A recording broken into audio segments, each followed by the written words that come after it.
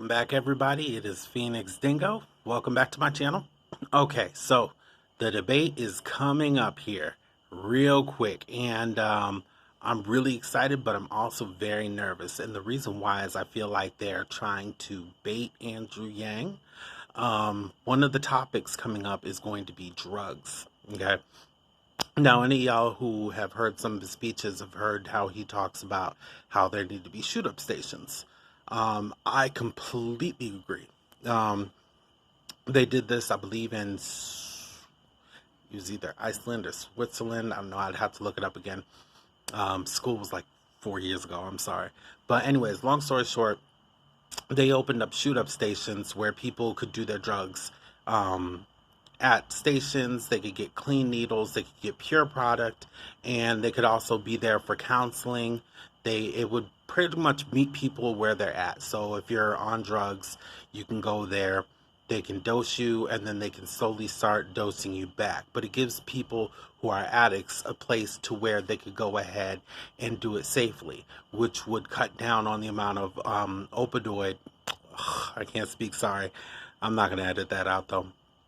Opioid overdoses, simply because they could be there when it happened. When you overdose on heroin, it tends to be very quickly, like you shoot it up and it just happens.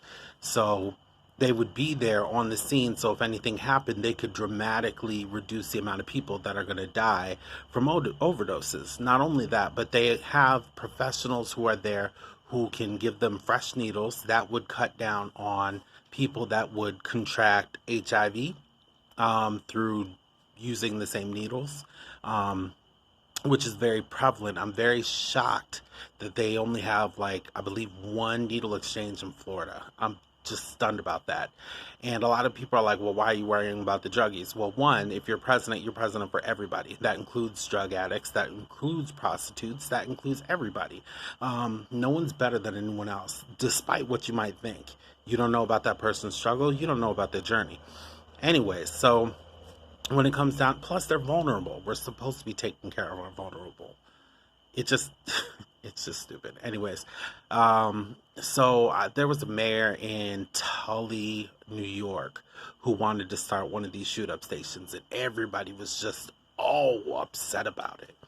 And it's funny to me because I have a lot of friends who were involved in the whole drug thing, and most of them are dead, and the other ones are in prison. So it's one of those things that from the outside, without any experience, you look at it and you're like, oh, that's horrible. You're creating a place for these people to do drugs. But at the same time, the way we've been handling it has been, in my opinion, the wrong way. Okay. We're forcing these people to go back into the shadows. And when you're talking about drugs, the more you push people away, and they're out in the streets and they're by themselves and their friends are all that influence, the more you're likely to lose them to the streets. So in doing stuff like this, you can open up a way for people to reintegrate back into society. And they had one excellent example, and this was a lady who was addicted to crystal meth. She actually ended up getting a really good job. They showed her going down to the station. She got shut up with her crystal meth on her lunch break and went back to work. Now, she had been dosing down for a while, so it was just enough to keep her from being sick. And, helping with the whole addiction aspect of it. So, me personally, having gone to school for public health risk studies, I have seen that in other places that this has been implemented, crime went down dramatically, overdoses went down dramatically, people who are addicts, the amount of those people went down dramatically. So I think it's a great idea based on the studies of it.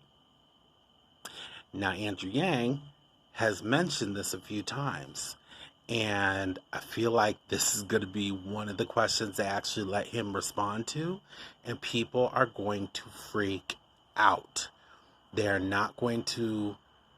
basically going to go off their visceral reaction of, oh, so you're just going to provide a place and give people drugs and yada, yada, yada.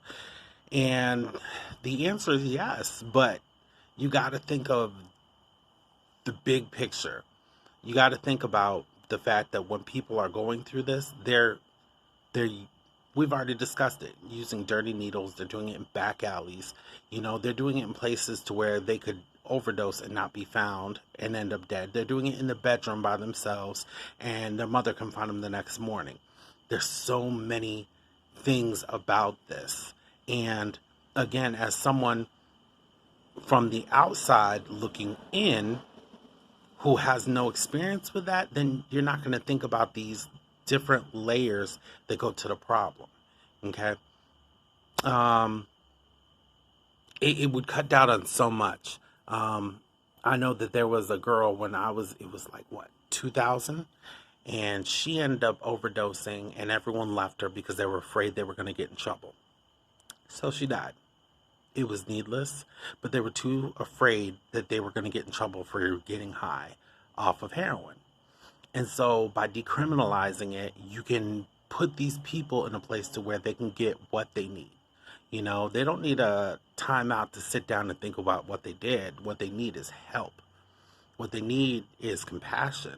And what they need is for someone to consider them as an American and consider their struggle. No one sits here and says, you know what?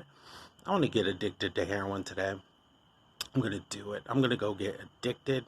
I'm going to make it so I get dope sick every day unless I get up and get it. I'm going to go live in the streets. I'm going to sell my body. That's what I want to do today. It's Monday and it's going down. Let's get it going. No one does that. No one. Sometimes it could be from prescriptions.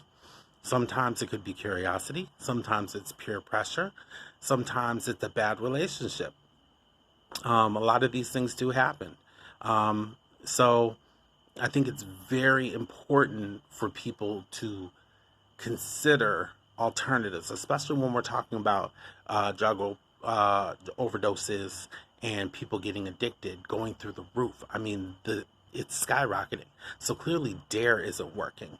Is it a good deterrent? Yeah. Is it a good thing to introduce people and educate people on drugs? Most definitely. Sorry, bug bit me. But you have to think about the big picture, and you have to think outside the box. Like I said, these people are vulnerable, and we owe it to them to try and come up with a way for these people to be able to be part of society and come back into society. Criminalizing it just makes them run. It makes them run from everything. It's scary if you're on drugs to turn around and say, I need help, or, I need a new needle. But where are you going to go buy that? Where are you going to go get that? The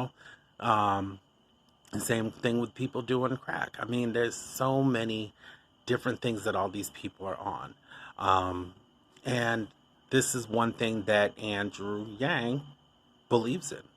It's probably because his brother is a psychiatrist, so he probably knows a little bit more about these types of issues and the studies that have gone with them.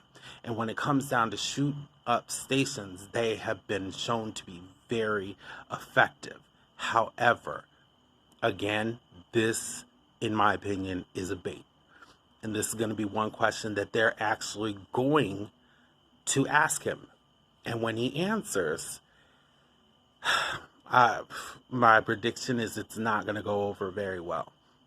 And so one thing I would love for everyone to do is to get yourself educated on it. Look it up. I want to say it's Iceland or Switzerland or something like that. But there's a drug study where they have shoot up houses, and it completely, like, between doing that and decriminalizing drug use and for drug addicts, it really reduced the amount of overdoses and crime and gang related activity. I'm going to myself try and find it. I very with work and everything, it's really, really hard to do, but I'm going to try and find it so I can link it down below. When I do, I will put it in the box below, but try and find it for yourself so that you're ready, so that if this does happen, you have something to combat these people with, because all these people are going to come out the woodwork and they're going to be like, oh yeah, so Yang wants to give you $1,000 and let you get high. and make it legal. He wants to legalize marijuana. He wants to legalize heroin.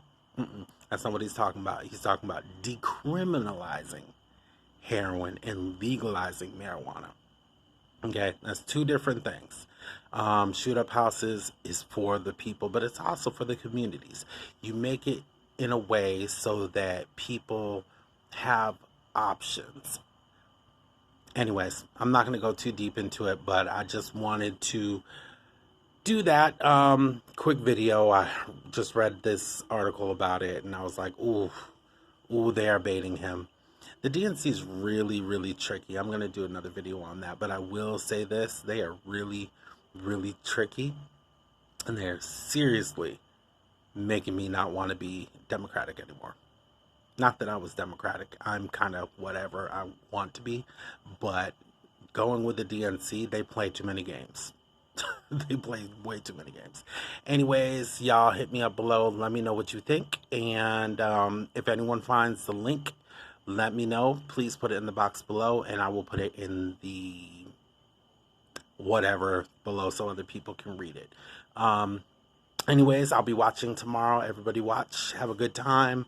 Register Democratic so we can vote for Yang. Everyone have a wonderful day. Bye.